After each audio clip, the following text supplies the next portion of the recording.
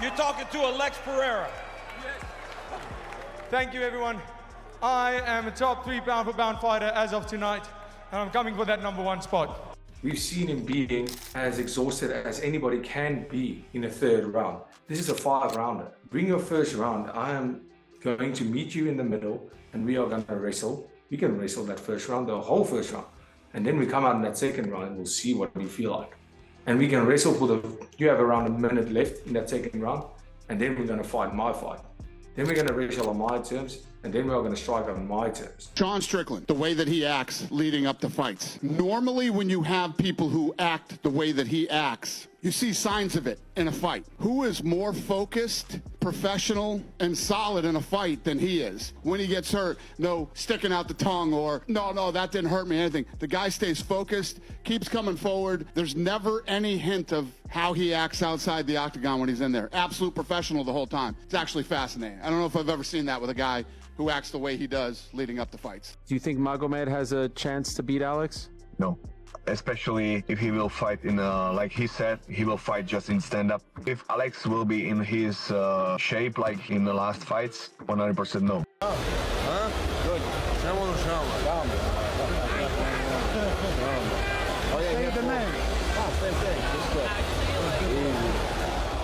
After a dominant victory over Sean Strickland at the main event of UFC 312, Dricus Du Plessis has shared his thoughts about his potential matchup with Khamzat Chimaev. The middleweight champion knows about the skill set of Khamzat, and he will not underestimate him. Du Plessis feels that the Russian fighter has the ability to take him down. However, the champ seems to be ready for all challenges and is confident to give effective response to Khamzat's attacks in the cage. Is Khamzat going to be able to take me down? Absolutely. Absolutely, he'll be able to take me down. This is how a fight works. I would hope so. Isn't he like some Swedish champion or something? I would hope he could take me down. But then he has to deal with me on the ground, and he has to keep me there. Can I take Khamzat down? Absolutely. Am I going to take Khamzat down? Absolutely. I'm not scared of Khamzat wrestling. I'm not evading. I'm not trying to stay off the ground with Khamzat. That's the mistake everybody makes. Moreover, Du Plessis also breaks down his potential fight with Khamzat Chimaev and gives a hint about his strategy for the fight. The middleweight champion is pretty confident that he will dominate the Russian fighter, but he will also not make the mistake of underestimating him. Give us a little preview of what the Khamzat fight looks like in your mind. Counter the jab. Oh no, that was Strickland's game plan. Let me think about something. The blitz, no. Rob.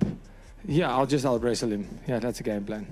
Dricus Du Plessis picks Strickland's opponent. Dricus Du Plessis has also predicted Strickland's next opponent. Du Plessis thinks that Israel Adesanya is most likely to be Sean Strickland's next opponent. Israel Adesanya, who lost to Nasruddin Imavov earlier this month, is searching for a win, so this could be an ideal matchup. Du Plessis shared his thoughts saying, "I know what's going to happen next. I can almost guarantee you what's happening next. Is there any bets that he's fighting Adesanya next? I think the Adesanya rematch will be amazing. That's what's going to happen. It's going to be a fight night main event. I know it." Similarly, Demetrius Johnson also suggested the same idea. Matchup for Sean Strickland. The Mighty Mouse feels Israel Adesanya versus Sean Strickland could be the best option for both fighters, as both of them are looking for a win at the moment to get back to the winning ways. The former champion Israel Adesanya is on a 3-fight losing streak, and Sean Strickland will also like to get a win as early as possible, so a fight between these two could be the best matchup in the middleweight division. I hope he heals up. I hope he returns back to the octagon when he's ready to. I'm not sure who he's going to fight next because, I mean, you could do, Izzy Adesanya versus Sean Strickland again because, Sean Strickland has a W over Izzy. Brendan Schaub defends Sean Strickland. Sean Strickland is facing a lot of criticism from fans and pros after his performance at UFC 312. The fans said that the former champion made big claims before the fight, but didn't put his full efforts into the fight. However, the heavyweight fighter Brendan Schaub has defended Strickland and shut down his critics who questioned his approach against Du Plessis. A lot of fighters were not happy with Strickland's style in the fight and said that his bold personality didn't match his in-cage performance. Brendan Schaub said about the fighting style of Strickland, "Sean Strickland didn't get to be the middleweight of the world by fighting stupid. He's down 3 rounds and everyone's like, I thought you were gonna go out of your shield. What does that even mean? Throw caution to the wind, run face first like you're Lisa or Bart Simpson and just get knocked out. Do you know how good DDP is?" Magomed Ankalaev slams Alex Pereira. Magomed Ankalaev and Alex Pereira will fight at UFC 313 on March 8th, but the champ Alex Pereira was recently seen enjoying the fights with Israel Adesanya at UFC 312, and his challenger Magomed Ankalaev doesn't like this at all.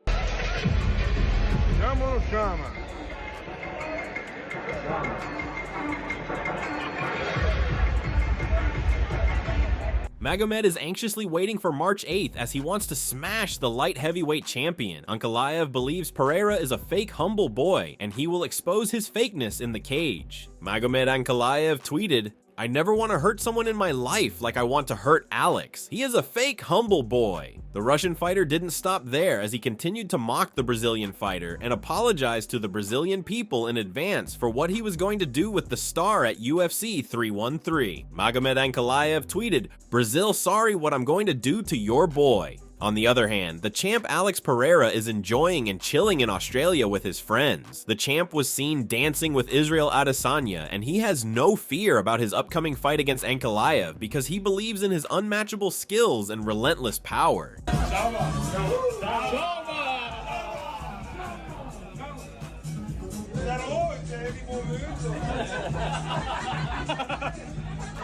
However, Ankalaev gets frustrated with this and compares himself with Pereira. Ankalaev said that he is training hard and putting all his effort to prepare for this fight, unlike Pereira, who is enjoying himself and making TikToks. Ankalaev said, "I've been climbing mountains, chopping wood, swimming in freezing lake, and Alex been dancing and making videos like TikTok chick." Joe Rogan shares a new idea for the upcoming title fights. While questions and concerns remain about what the next UFC featherweight and lightweight title fights will be, it's a no-brainer for the popular commentator Joe Rogan. Rogan has made it clear what he'd like to see. He is hoping that the featherweight champion Ilia Topuria will move up to the lightweight division and challenge Islam Makhachev. The veteran commentator also wants the former champ Alexander Volkanovski to face the rising star Diego Lopez for the featherweight title. During a recent episode of the Joe Rogan Experience podcast, Joe said, "As crazy as it sounds, I hope Ilia goes up to 55. I really do. Volkanovski Diego Lopes at 45. Ilia goes up to 55. I don't care if he only defended one time or didn't. Who cares? Let's go. Let's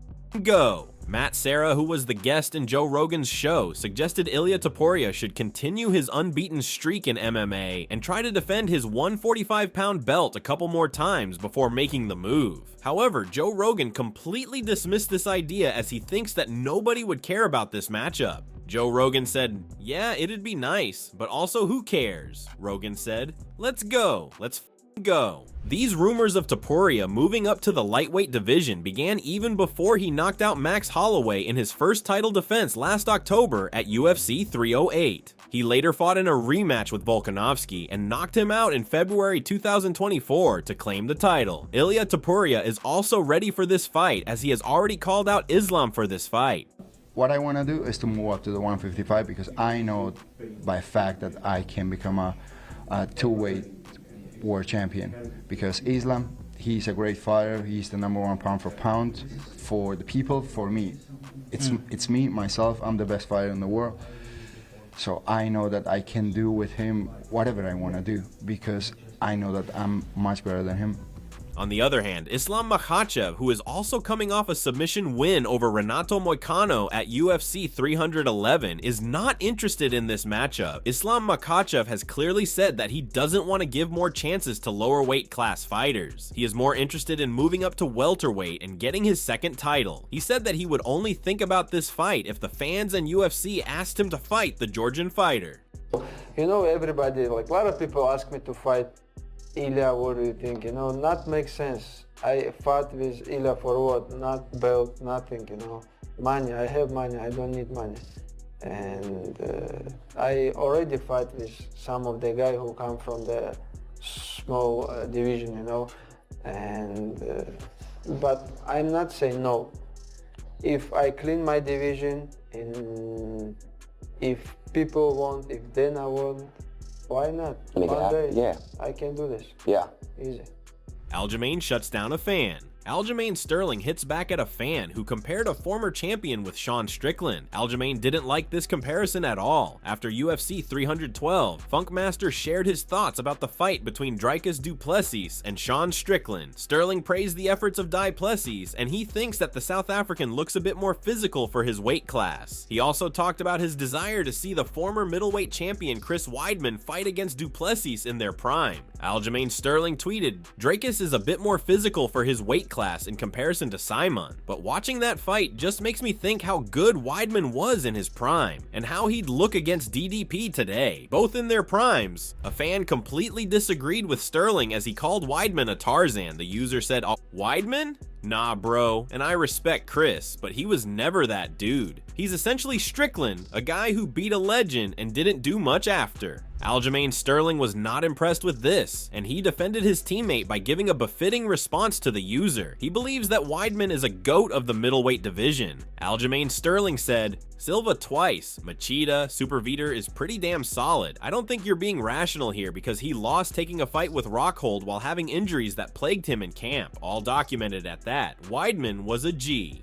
Belal Muhammad shares his plans. The welterweight champion Belal Muhammad has shared his plans for the future and explained how his fight with the middleweight champion Du Plessis would go. He reacted to a post on X about how a fight between him and Dricus Du Plessis would have gone. The champion predicted a third-round finish via submission over the middleweight sensation. Belal Muhammad wrote a detailed analysis of this fight on his X account. "I'd come out him with a 1-2, then he'd wing an overhand, I'll duck it, change levels, and take him down, then he'd shrimp and get the underhook to get out, but he'll be too weak to get up, so then I'll hit him with ground and pound for the rest of round 1. The welterweight champion continued. "Round 2 starts and I come out with a flying knee, he shells up, then I hit him with the Zabit back trip, then point and laugh at him. This makes him mad. He gets up and charges forward winging punches at me. I slide out of the way with ease, then hit him with a 1-2, then he gets frustrated, shoots for a takedown, I defend with ease, but now he's tired and stays on his knees. I kick him to the body while he's on the ground." Belal Muhammad explained how the third would have finished the bout. End of round 2, round 3 starts, and he's distraught he can't hit me. He can't take me down, so then he tries spinning stuff.